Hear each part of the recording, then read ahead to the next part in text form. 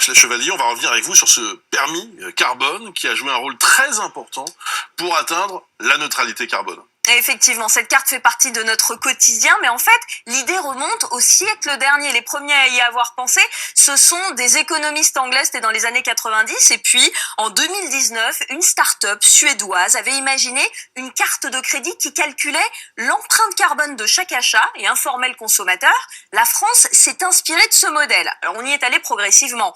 En 2022, nous consommions 9 tonnes de CO2 par personne par an. Avec l'instauration du permis carbone, on est passé à 5 tonnes en 2030, puis à 2 tonnes aujourd'hui. Concrètement, à chaque fois que nous faisons un achat, le montant carbone est décompté de notre carte. C'est valable dans tous les domaines.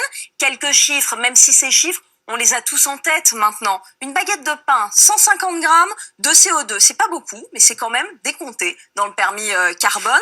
Pour la viande, on compte en kilos, 6 kilos de CO2 pour un steak de 250 grammes. Boris, on va en parler dans quelques minutes, mais on en consomme plus que 2 par mois environ, des steaks de viande rouge. Ce sont les transports qui coûtent le plus cher en CO2. Un plein d'essence, 50 litres, 50 kilos de CO2, même si aujourd'hui, il n'y a quasiment plus personne qui utilise une voiture à essence. Et puis un aller-retour Paris-New York, rêvons un peu, 1 tonne de CO2.